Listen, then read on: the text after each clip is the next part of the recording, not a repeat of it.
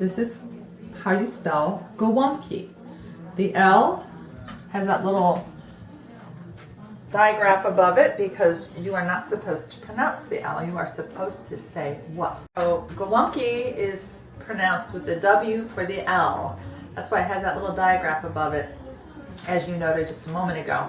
We are about to proceed into the Polish realm of Golompki land, and I would like to show you the ingredients that you will need with approximate measurements. Come with me to the stove.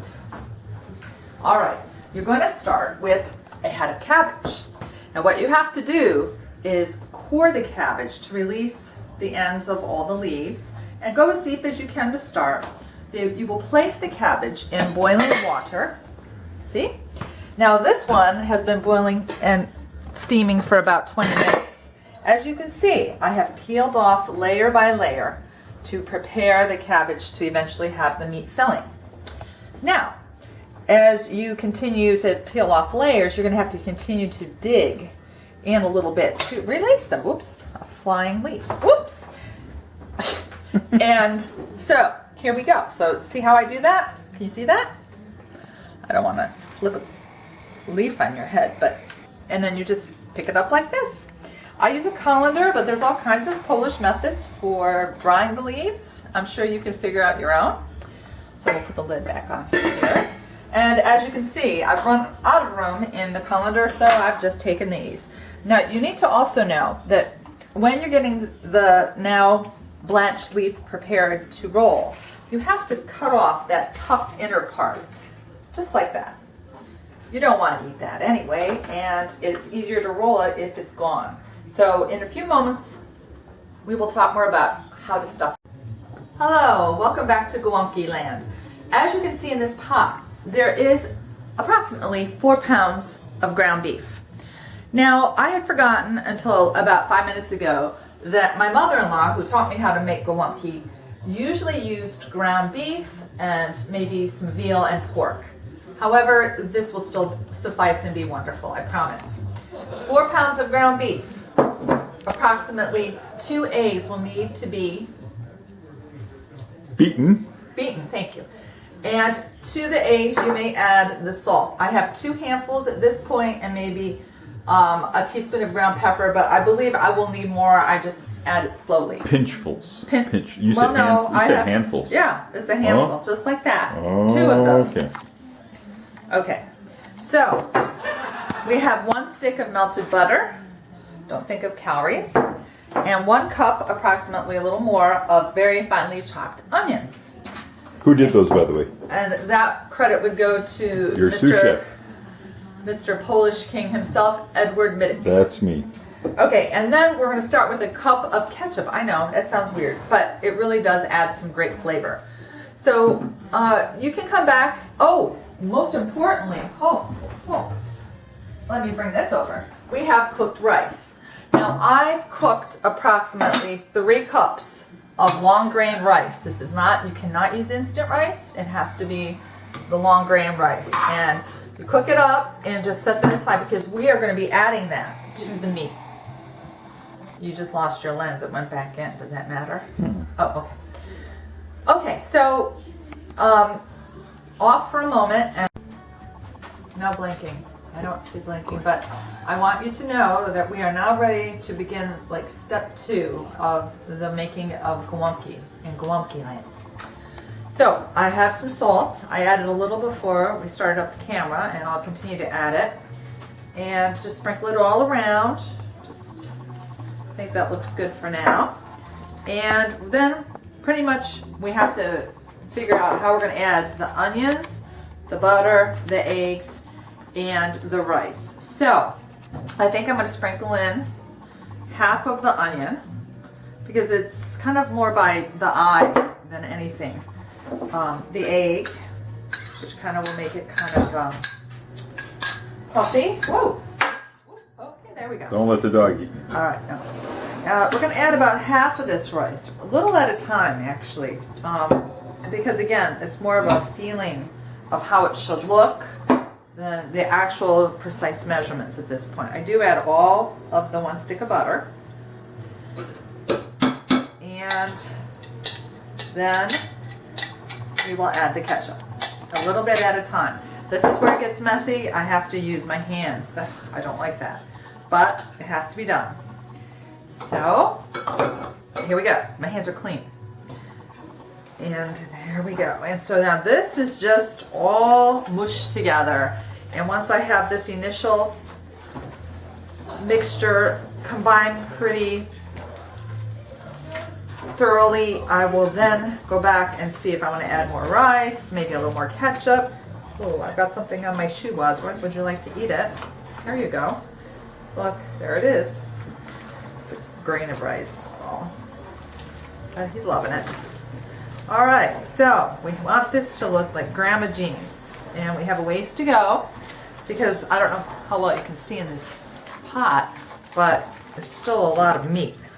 And some of the recipes online say it should be 2/3 rice to 1/3 meat. So we definitely, I don't know that I want that much rice, but we definitely need more rice. So at this point, I'm not shy. I'll just go in, grab more rice, and sprinkle in some more onion, and a little bit more rice, and some ketchup. Now, it's just crazy here. Okay. Now, a little bit more salt and pepper, and I keep mixing.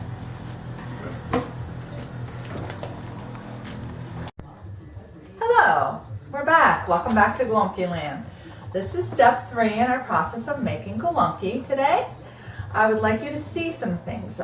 Since we were together a few moments ago, cleaned up some of the hoopla and some of the ground meat that was flying around, and we took what was left of this cabbage, the core part that we really can't use those leaves from. We use that as a bottom layer in our roaster pan, and it helps prevent the gołąbki from burning. So pretty much that's what it's for, and that way we're making use of it and not just throwing away the core. Now, we are ready to begin assembling some gołąbki. Now, I am not a meticulous person. I don't tend to get too caught up in detail. So you're going to see me hopefully fly through this, and it's really not hard. I have everything prepped, as I mentioned, in step 1 when we were peeling off the leaves. You can see that hard core center is removed from all of them. They've been drained for the most part, so they're dry and they're blanched after about 15 minutes in the water. So I have a large tablespoon here. I should say actually it's a serving spoon. And I don't know, how much meat would you say that is?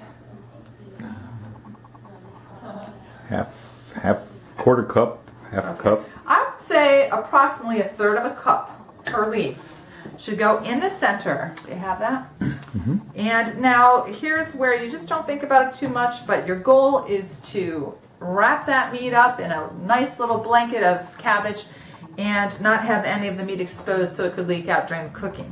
So you can see what I've done here. I have taken this piece and tucked it in here, so we're closing off that edge. We're going to do this, and we're pretty much tucking this meat into the gołąbki, or into the cabbage, I should say. And then you actually just lay it to rest right on top of your layer there. Okay, now we just keep going here.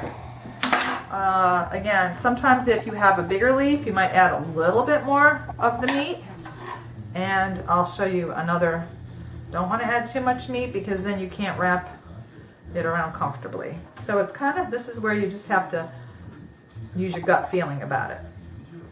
And you definitely want to get it so it looks like a little log, I guess. What would you call that? Golompki. Some people prefer the dark leaves once they've cooked. Other people prefer the lighter leaves. It's personal taste. And we're just going to go ahead and keep wrapping away. And I'll show you one more time. And then when you come back to step 5, you shall see what we do to get it ready to actually go into the oven. Okay? We are on, I believe, step 5, the final step 4. Step 3? Step 2? Up. Go 6. Oh, we're on step 6. this is the final step before we bake these lovely gołąbki. Believe it or not, Campbell's soup, tomato soup, really figures into this recipe, according to my mother-in-law. What she used to do and taught me to do is just to take the soup and spread it over each of the gołąbki. I have 3 cans here. That should do us for the amount of gołąbki that we're making today. And by the way, I have snuck 4 into the oven. Currently, they are baking so that we can sample them tonight. And I would say we have 3, 6, 7, 8, 9, 10, 11, 12, 13, 14, 15, 16, 17, 18, 19, 20, 21. And we have 26 gołąbki that we add the 4. That's 30 gołąbki. Did I count that right? Close enough. 30 gołąbki that we made out of almost 4 pounds of ground beef. Now, 3 cans of tomato soup should be plenty. So, the next thing we do, my mother-in-law, Jean Midich, used stewed tomatoes on top of her gołąbki. I am using some Hunt's tomato sauce. It just adds another tomato flavor to the mix. And again, you're just spooning it over each one lovingly. And then what my mother-in-law would do, which I just thought was crazy, but she would take a little bit of butter. Just put some thin pats of butter. She liked her fat. And it has a good flavor. So pretty much that's all we've got going now. And now Get out of there. for the next one, layer, we just continue as we did with this one. And as you can see, these rolls, once you've rolled them securely, they stay together pretty well. And as I say that, this one's trying to fly away from me. Okay. So, what you're going to do is repeat the process you just observed a minute ago. Let's see how many more I can get in here. I mean, I don't want to pack it so tight that they don't cook evenly. So, I think that we'll do one more. And just like that. More soup, more tomato sauce, more ketchup. Did I put ketchup on the lower left? Uh-oh. Problem. Should have had ketchup there. Just a dab, a squirt of ketchup on each one. So, not too late. Just squirt it underneath. It's a messy little job, but at the end of the day, it tastes lovely. I'm getting phone calls for me to share. Welcome again. Here is the finished product just before we put the lid on it and put it in the oven. Now, again, I believe my mother-in-law liked to let these cook nice and slow in a 325 degree oven approximately for up to 4 hours. Let's see, I think what we're going to do tonight is cook them for 2 hours at that temperature to then let them kind of just settle, and then Christmas Day we'll bring them out, cook them again for another hour and a half to 2 hours. But be sure you refrigerate them in between. Yes, absolutely. So you will see the finished product later this evening, or almost finished product. Well, here we are, 2 hours later, and I'm about to show you what the gołąbki look like after they've been nesting and toasting in the oven. This is the big reveal. So, they are gorgeous, but they are not finished. They have to cool down. I will refrigerate them, and they will be finished cooking for another hour and a half or so on Christmas Day at 325. So, we know they taste good because we already snuck a taste from some gołąbki that we tried earlier today. So, Merry Christmas. Bye.